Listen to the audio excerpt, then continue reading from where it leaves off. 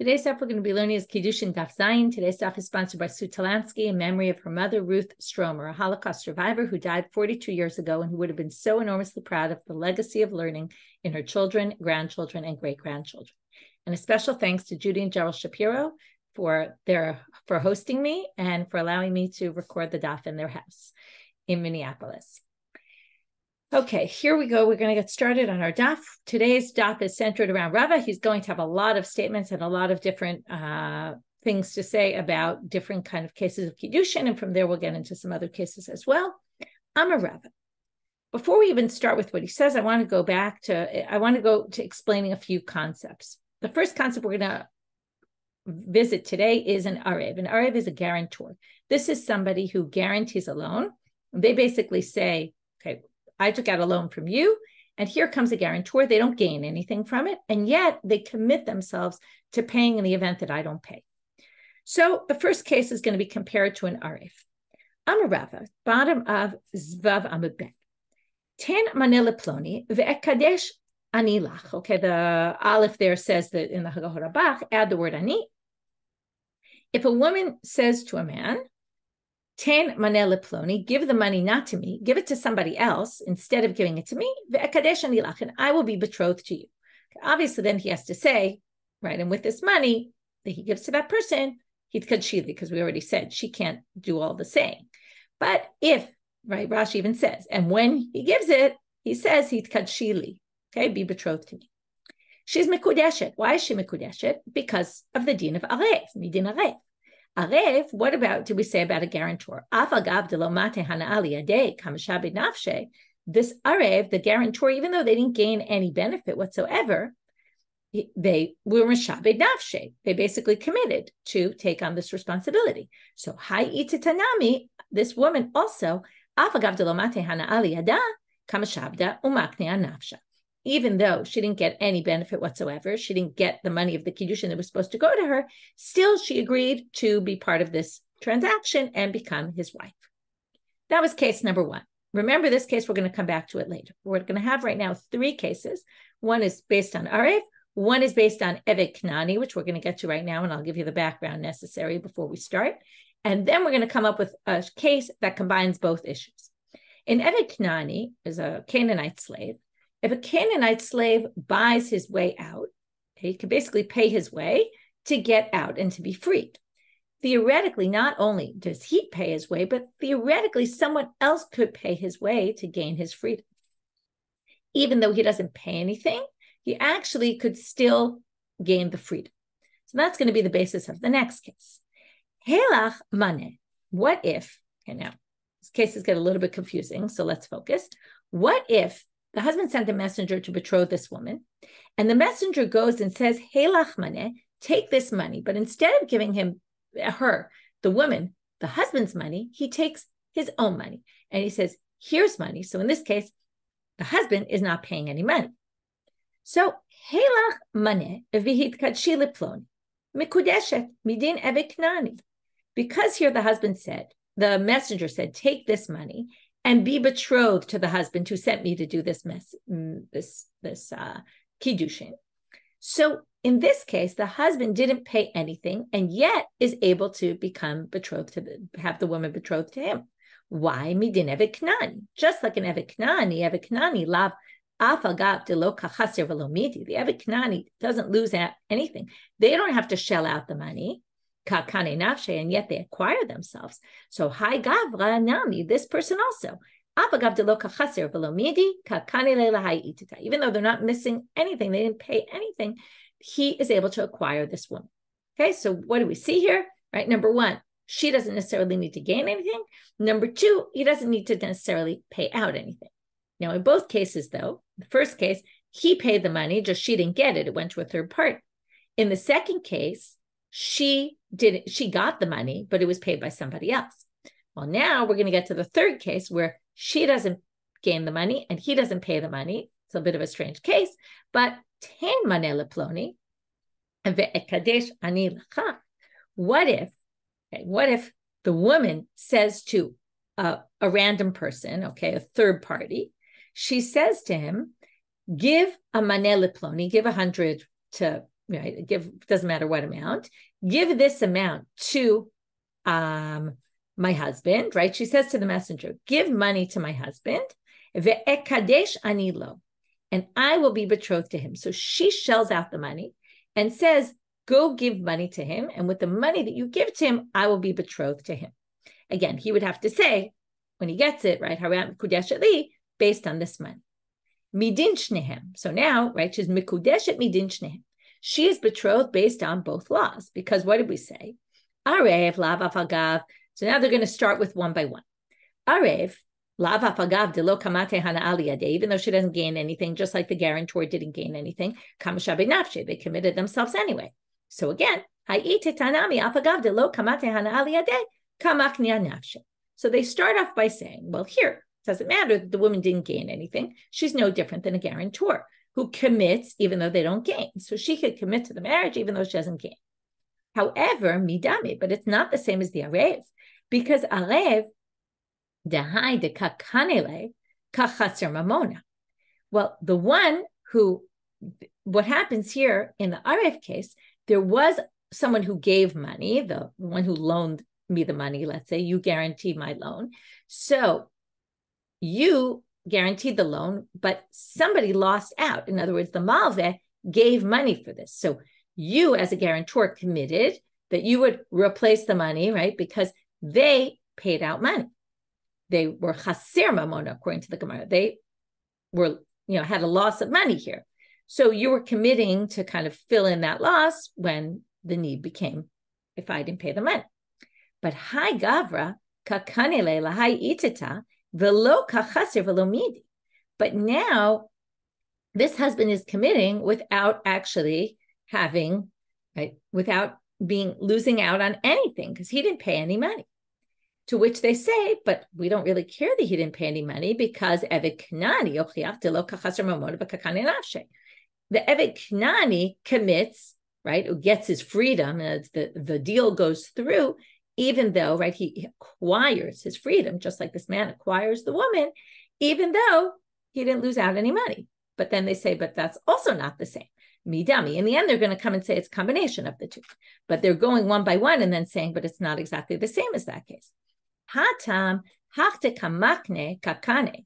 Hacha, right there, the person who was doing the acquiring, person who was being given to the loan, kakanele, he actually acquired something. Just want to check one thing. Hadikamakne, oh, sorry. In the Eved case, sorry, my mistake. In the Eved case, hadikamakne kakane, so Rashi says, the owner of the slave was mak, right? He actually got money for the slave. So even though the other person, even though the slave himself didn't pay the money, but the person who was giving over the rights, which is the owner of the slave, who's going to be compared to the woman who's basically being betrothed to this man, well, the owner of the slave, he actually got money for the deal. But here the woman is committing herself, but didn't acquire anything in return. But we already know the answer to this.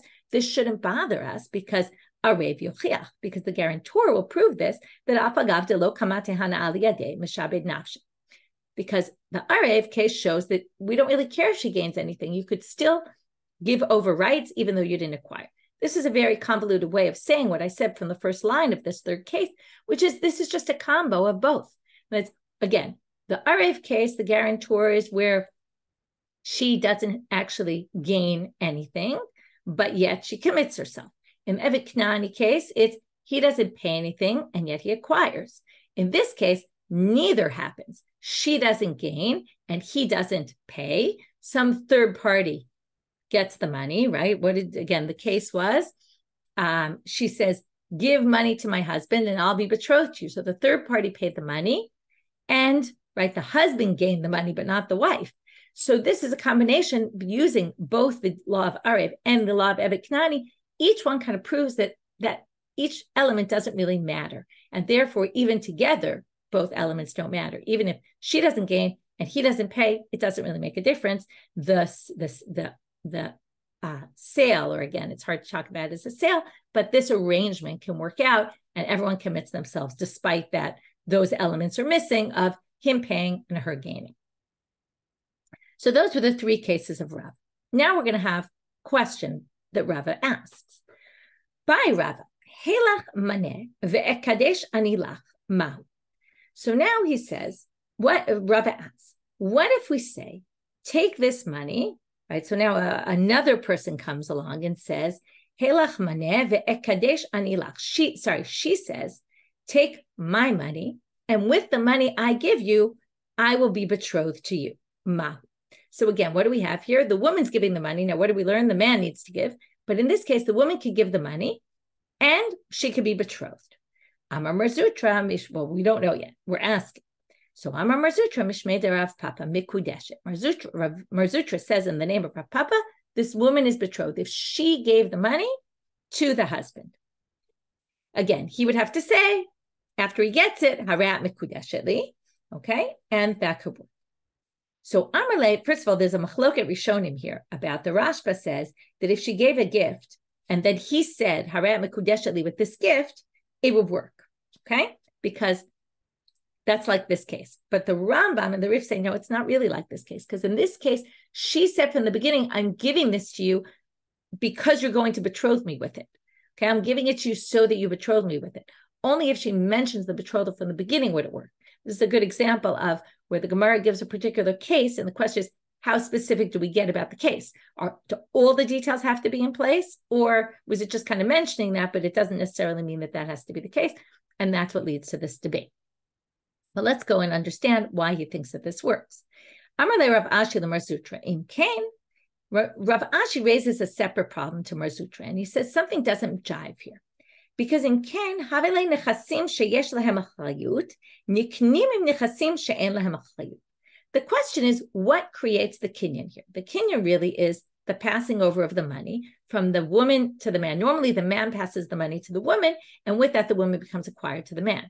Here, we're doing the opposite. The woman passes the money to the man, and with that, she becomes acquired to him, which doesn't really make sense. So how could that really work? Well, what works is that normally, okay, so what we're going to learn here is something called a kinyan agav. Right now, Rav Ashi thinks that this is working based on what's called a kinyan agav. A kinyan agav is that I could purchase a field from you, for example, which is what we just read, nechasim sheyesh lahem achrayut, which is they can become lien. There's responsibility, right? So if I sell you land, that comes with responsibility. If someone demands that land back because of a loan I have, then I have to commit to you to replace the land, right? Or give you the money back. That's things that have achrayut. Nechasim she'en lahem achrayut are things like movables, which there's no responsibility attached. I sell you something, no one can go claim that, right? I sell you an object, no one can go claim, oh, wait, but that's lien to a loan I have. Now, if I purchase land from you and we do a kinyan on the land, we can use that same kinyan to apply also for movable items. Okay, that's a kinyan agav. But it only works if we're using nechasim sheyesh lahem achrayut to acquire things she'en lahem achrayut. Okay, but we can't do it the reverse. So what Rav Ashi says to Mar Zutra, what you're saying is he's trying to figure out how is this kinyan affected? Well, it's affected by nechasim sheyesh lahem achrayut are acquired based on nechasim she'en lahem achrayut. What happens is she passes money to the husband. They're doing a kinyan with money. And then what happens? When they do the kinyan with money, we're going to say that the woman, now the question is, where does the woman go? What category is she in? She's not really nechasim. She's not property. But they have to put her in some sort of category. What they're basically saying is he acquires the woman by him getting money. Now, if he gives her money, then she can be acquired to him based on that transaction. But if he gets the money and he gets the wife, well, then it's all being given to him. And then it has to work in some way that when he gets the money, that helps him to acquire the wife. But that would be a kinyan agav in the wrong direction. That would be saying money can be used to basically acquire something that has achrayut associated with it. Again, that's basically comparing her to land. And it's obviously, if we're going to try to think of where does she fall, again, it's weird to put her in any of these categories because she's not property, but they need to categorize her somewhere. And if you're going to categorize her somewhere, she's obviously going to be much more valuable than it's usually in terms of how much these things are valued. Land is much more valued than money. So therefore, money is obviously less and land is more. So a woman is obviously on the high end of things. So she's going to be in the category of yesh lem achrayut. But that doesn't work. On an ibchetna, we learned the opposite. The nechasim she'en lem achrayut niknim im nechasim sheyesh lem achrayut b'kesef b'shtar b'chazakah. You can only acquire movables when you're doing a kinyan on land or things that have responsibility associated with it, which can be acquired by money, by shtar with a document, or chazaka. But again, you do a kinyan with money, with a document, or chazaka. That just means working on the land or doing something to show you acquire it. But that's land helps you acquire something like money or movables. But this is the reverse. So Amrle, mi savarta Amrle agav. So, why are you assuming this worked because of a kinyan agav? You're right. If it worked based on a kinyan agav, it wouldn't work. Okay, because it's the opposite direction. What's going on here is that she's being betrothed to an important person. This would only work now. We're basically saying we're limiting this question that Rava asked and Marzutra answered in the name of our Papa. This works would only be if he was an important person. Why an important person? What did we say? The whole problem here is that he's gaining everything and she's gaining nothing. But if she marries a prominent person, she gets benefit from marrying a prominent person. What's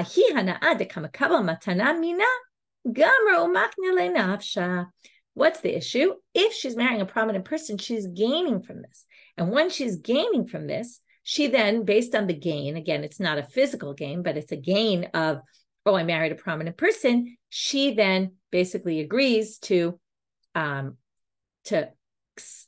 commit herself to this relationship, and therefore it works based on that. So it would only then work if, again, she's giving the gift to the husband.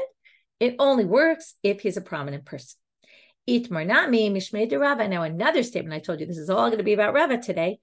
Itmarnami mishmei de Rava v'chein le'inyan mamon. So now they say in the name of Rava that all these statements we made, now going back to the beginning, we basically have three cases, the Arev, the Evet Knani, and then the one that combined the two. And then we went to this fourth question that Rava asked. We're now going back to the three cases and saying all three of these things where we gave these cases about a woman and a man getting betrothed to each other. Well, it can also be true for any sort of money transaction. Someone's purchasing a field, let's say. So how would it work? So let's go through our three cases. This is good review. Remember, the Arev is someone who's assuming responsibility when they didn't actually pay anything. So if someone says, give a manet, and it's go pay the money to someone else, and I'll give you my field. So I didn't actually get the money, but I'm willing to give you my field, that would work. That's the Arev case, where I didn't get anything, but I'm willing to commit myself to the deal. Evet Knani case, right? The second case that's compared to the Evet Knani, I say, go take the money, and I give you money, and the field will go to someone else, right? So that's a case where the person, right? Let's say I give you the money, but I say I'm giving you the money to pay for someone else. So that's like the Evet Knani. Someone else pays for his freedom. And then the third case would be where we said the buyer, right? This would be a very strange case in a money case, but basically they would say, give money to so-and-so, right? I'll say, let's say, I tell someone else, go pay you the money. And with that, you will get my field. So I tell you to go give money to someone else and give them the field. So they've got the money and they get the field. Okay. So again, I didn't lose out. They got the field without paying anything. And I didn't actually get the money either. Okay. So basically that would be the comparable case. And that would work in a case of mammon as well. So basically what they're saying is these laws are not unique to betrothal. They would apply in money cases as well. Utsricha, why do they need to tell us this? Well, the Yashmin on Kiddushin, and it's why they need to tell us that whatever Rava said holds also by financial dealings, business dealings, and not just betrothal. So we're going to now talk about if you have one, you wouldn't have known the other in both directions. The Yashmin on Kiddushin, mishum daha itita nichala bekolduhu kederish lakish. You might have thought maybe it only works for Kiddushin, that, for example, the issue that the woman's willing to give money to the husband or not get money or whatever it is to be betrothed, because we all know this, or if you don't know it, then we're going to learn it and we're going to see it more times in this Masechet. And we saw it in Gittin, which is, I always remember learning this in high school. It always kind of shocked me when I was in high school. She's happy with anything really and willing to commit to a marriage. Rish Lakish, as Rish Lakish said, Amar Rish Lakish, what did Rish Lakish say? Tav lametav tandu milametav or malo.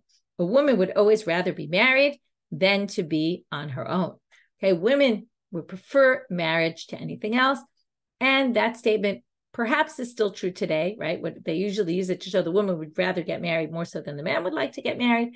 Could be true, could not be true. Certainly in those days, it was really generally true because it was financial stability. Okay, nowadays women can have financial stability without needing a marriage. But in those days, they really needed it for financial stability. And therefore, women were always more likely to want to get married. So therefore, we could see that even if she doesn't get the money of the Kiddushin, she's happy to commit to a marriage anyway. But maybe you would think, maybe in Mammon, this wouldn't work. Or and this is something we saw also in Gittin. Money, we can distinguish between money and Kiddushin.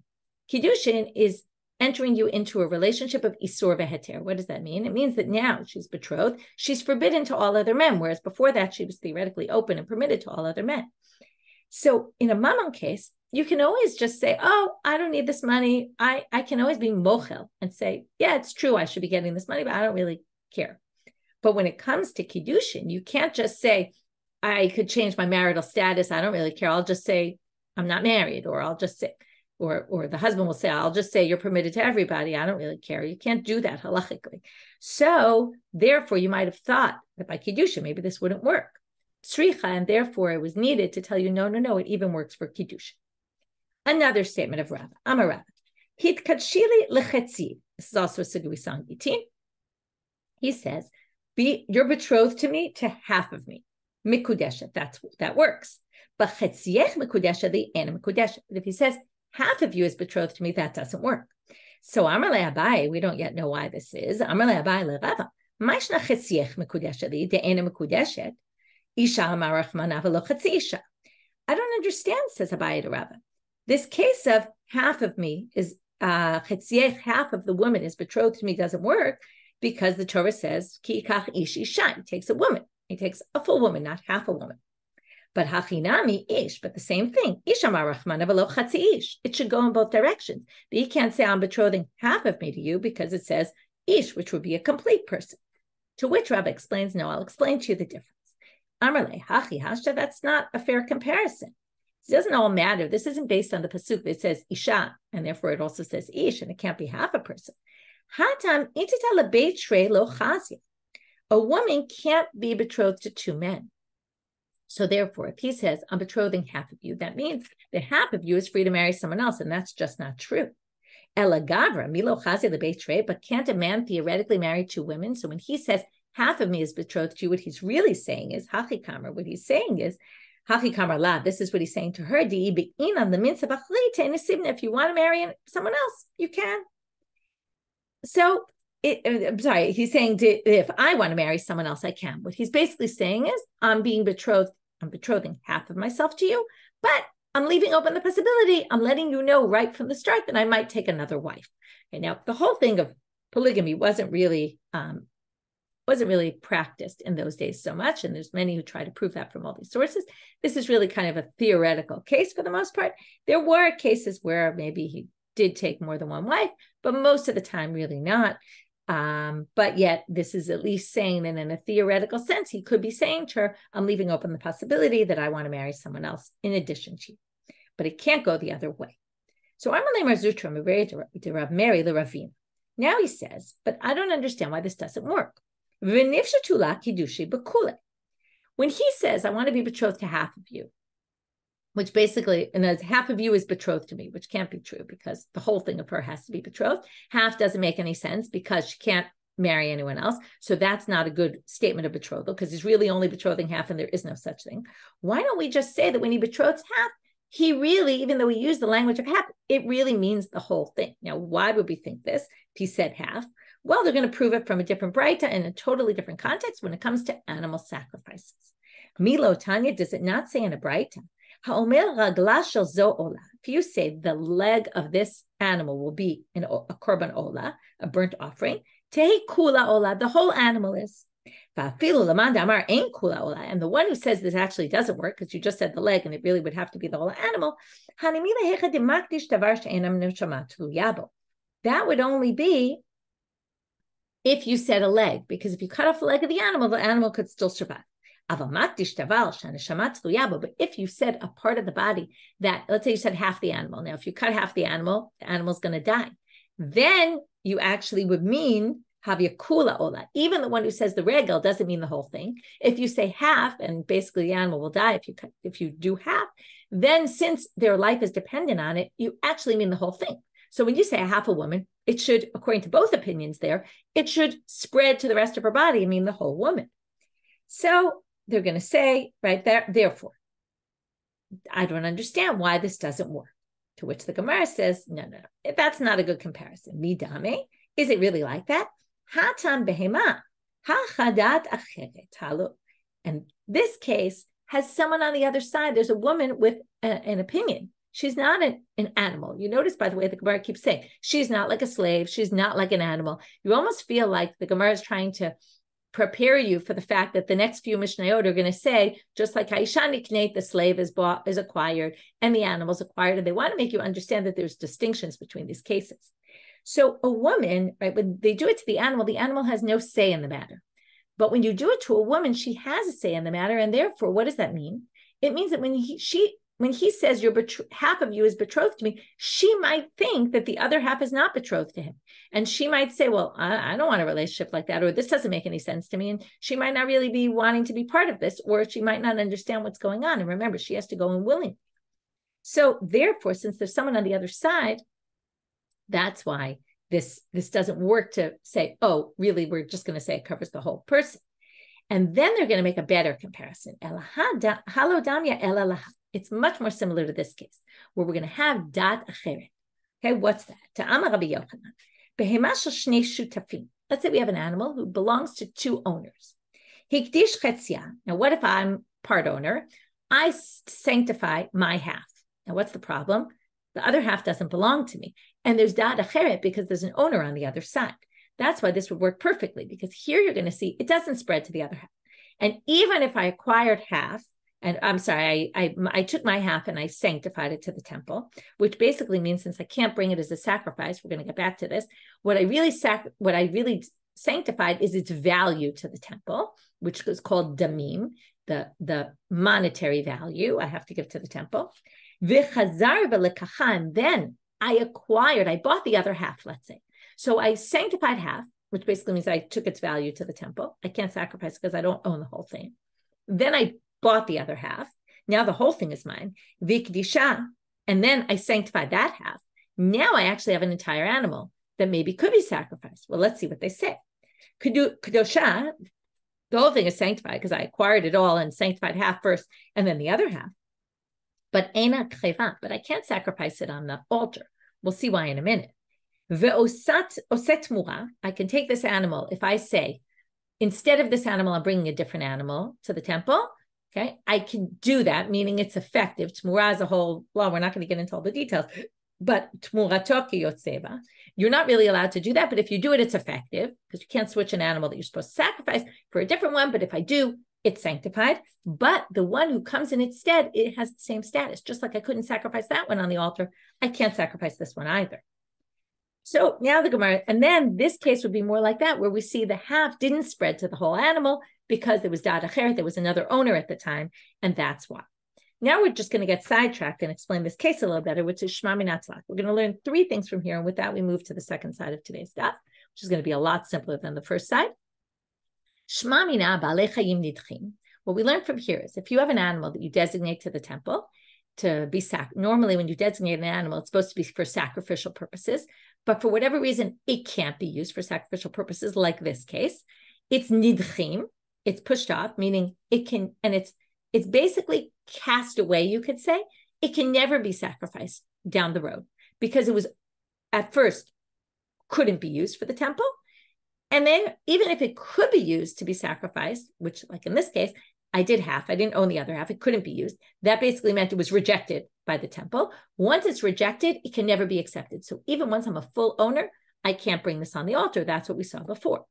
So we learn from here that Baalei Chayim are nidchim. Animals that are disqualified from being able to go on the altar are pushed off forever.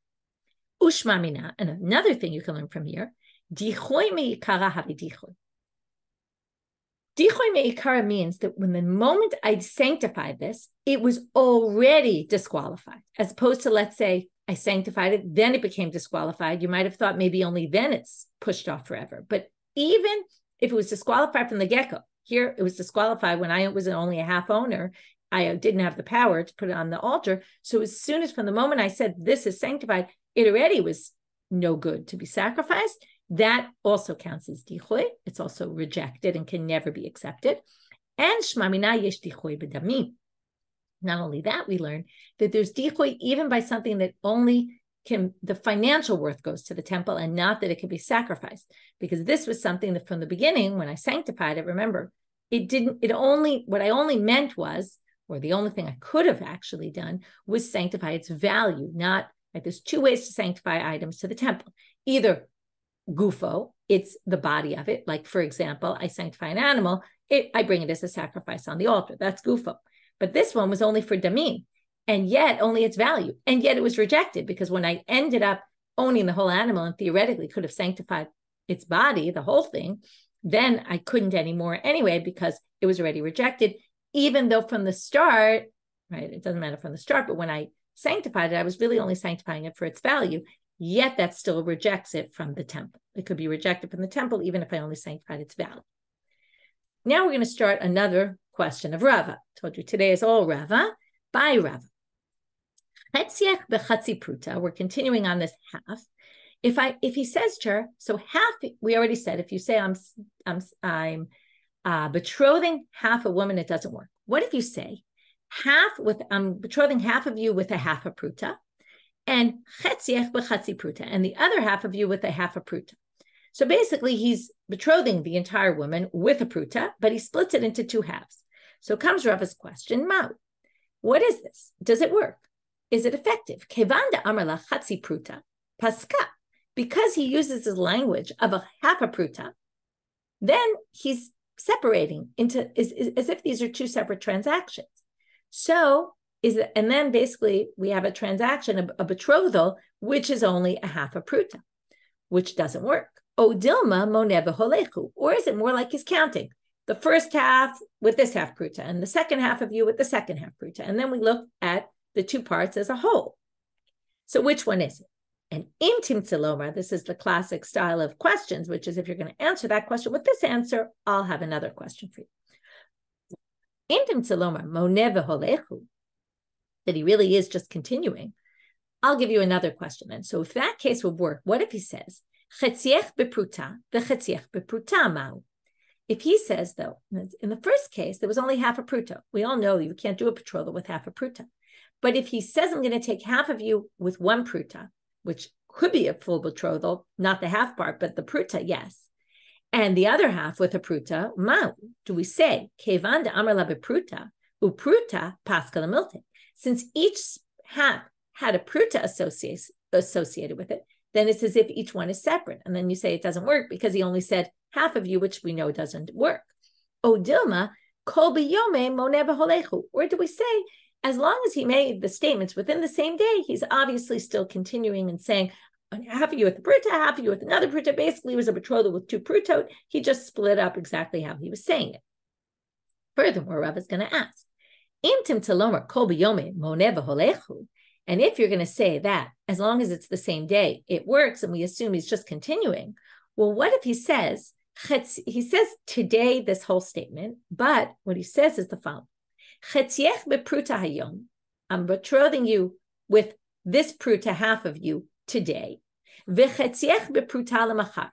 And the other half of you I will acquire tomorrow with another pruta. Ma, what's the deal? Kevanda amarla lemachar paska. Do we say since he pushed off the other half till tomorrow? And he said it all today. But he said the second part's only going to take place tomorrow. So that's split by today and tomorrow, and that doesn't work. Or maybe what he's saying is this. Kiddushin matchelu meha'idna. The Kiddushin is starting now, the complete Kiddushin of all of you. But I'm only going to give you umigmar lo nigmaru ad lamachar. I'm only going to finish it tomorrow, and therefore he's connecting today and tomorrow, and maybe it would work. I'm sure you can figure out already that there's not going to be any answer to these questions. We're going to be left with a teku. What if he says, I'm going to acquire 2 halves of you with a pruta? Since he said it all at one time, clearly this would work. Or maybe you say no. There's no such language of half of you in a kiddushin, in a betrothal ceremony, and therefore this would be a problematic language because he said 2 halves of you, I'm going to betroth you. You're 2 different halves. Maybe that wouldn't work. Teku, as I said, we're going to be left with the question again, what does teku mean? Teku is either really grammatically, it's short for tekom. This will stand. However, it's been generally understood to be an acronym for Tishbi Yitaretz Kushiot Ubayot, that Tishbi, Eliyahu Tishbi, is the one who's going to answer all these questions that we don't have answers for. So maybe before we go on to see more questions of Rava, let's just review again where we're up to in the daf. So we started with, let's just review from the beginning. We started with all these questions of Rava. We had the 3 cases, the Arev, the Eved, right, the guarantor, the Eved Knani case, the Canaanite slave, and then the one that combined both, where she doesn't lose money and he doesn't pay money. Then we went into a case, a 4th case, where we talked about what if she gives money to him, right? And then Mar Zutra had said that this works. And then we tried to understand, how does that work? Is it a kinyan agav? It seems to be not a kinyan agav. It's working because it's only if he's an adam chashuv and she actually benefits from it. Then Rava said, these 3 cases that we saw before are all true also in cases of mamonot.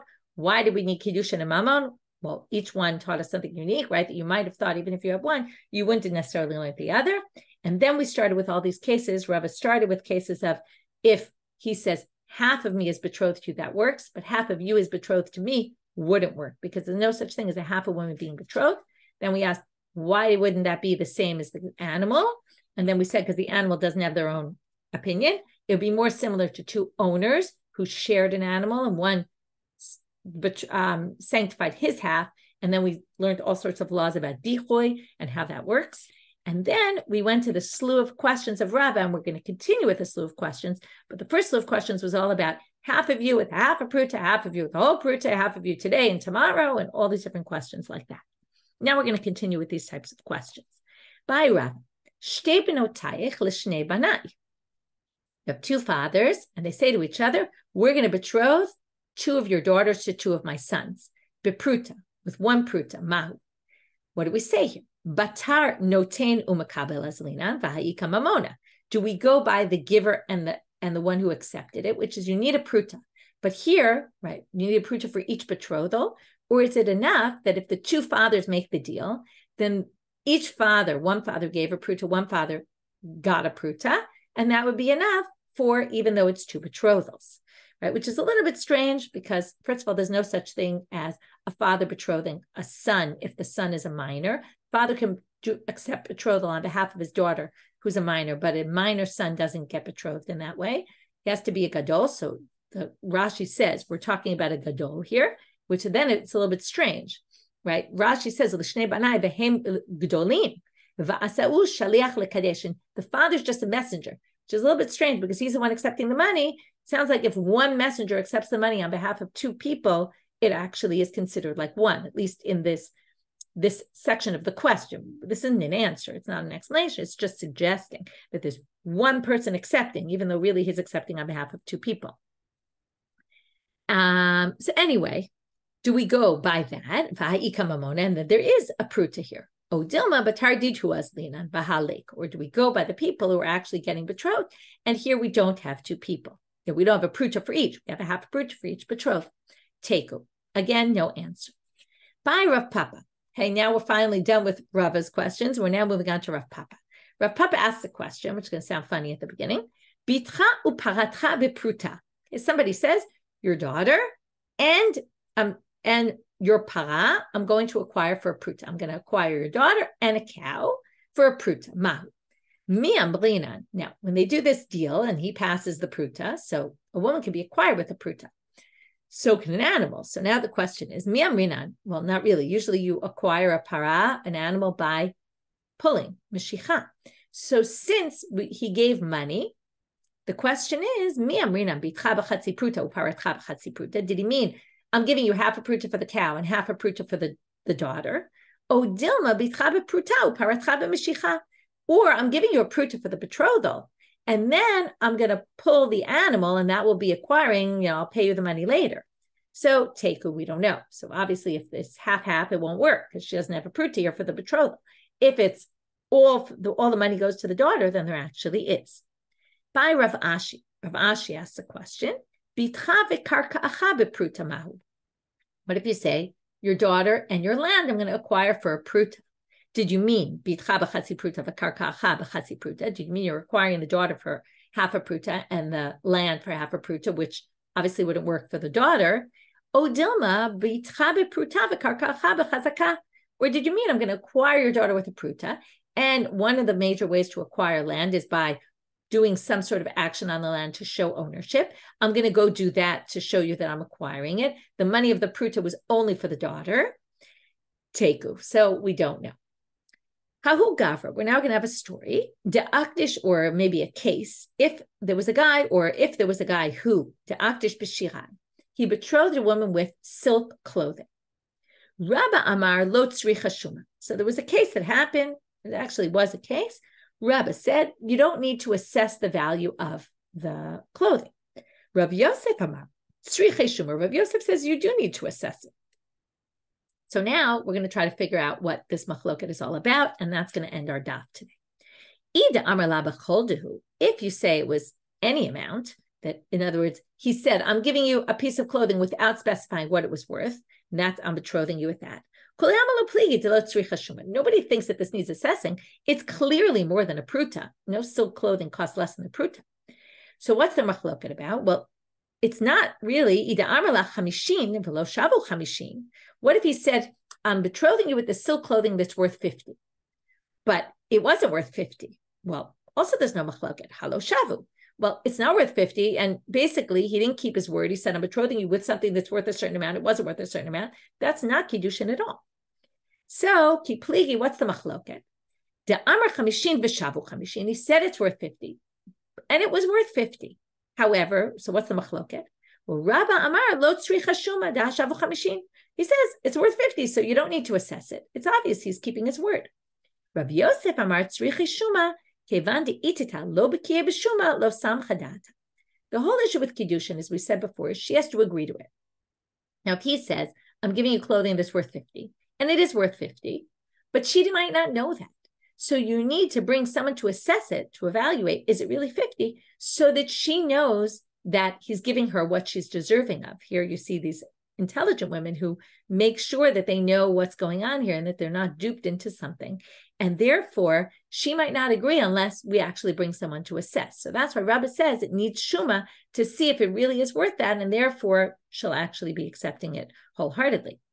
But Rabbi Yosef Amar, Rabbi, my mistake. Rabbi said, no, you don't. Rabbi Yosef was the one who said you need it because otherwise the woman might not actually be agreeing to this unless she knows it's, if you say 50, she wants to make sure that what you're giving her is really worth 50. That's one explanation to the machloket. What we'll end today with is the other. Some people say, they even disagree if they just give he gives her a piece of silk, doesn't say how much it's worth, still they have a disagreement. What's the disagreement based on? Something different now. Before we said, obviously it's worth more than a pruta, so there's nothing to worry about. Well, Rabbi Yosef Amar, we really only have to explain Rabbi Yosef, why he thinks that you need someone to assess it, because Rabbi is obviously obvious. It's obviously a pruta. So Rabbi Yosef Amar, shvei kesef hareu kekesef. Anything that's worth money is like money itself. In what way? Ma kesef dekitz. Money, you have to give an amount. Av shvei kesef nami dekitz. The kesef kiddushin, it has to be clear what the value is. But we don't do this nowadays. When we give a ring, right, the woman doesn't say how much is the ring worth. But Rabbi Yosef is saying, and if you notice the little letter Daled is next to Rabba's opinion when Rabba is first quoted here, because that shows the opinion that we actually hold by. That Daled sends you the Mishpat Ner Mitzvah, which tells you where you can find this halacha. We don't hold like Rav Yosef, but Rav Yosef says, since it's kesef or shvei kesef, something worth the amount of money, it has to be that you have to betroth her with a particular amount of money. And because he just said with these clothing, it didn't say what the clothing was assessed at, it doesn't work. Okay, that's it for today. We're going to stop here. So again, the beginning we already reviewed. Rabba had all those cases. Then we had all these questions of Rabba about the half. And then we went into all these other questions about half a pruta and which one it's, right? What if, and then we moved on to the questions about Rav Papa and Rav Ashi about half a pruta for the daughter and something else. Can we assume that something else was acquired in some other way and the whole pruta goes to the girl? Or not, or they're split 50-50, in which case it's not a good marriage. And then we ended with this machloka, Rabba and Rabbi Yosef, about this person who is makdish b'shiraim, and the question is, in what case do they disagree? Two different explanations as to what the source of the debate is. And with that, we finish today's daf, wishing everybody a great day.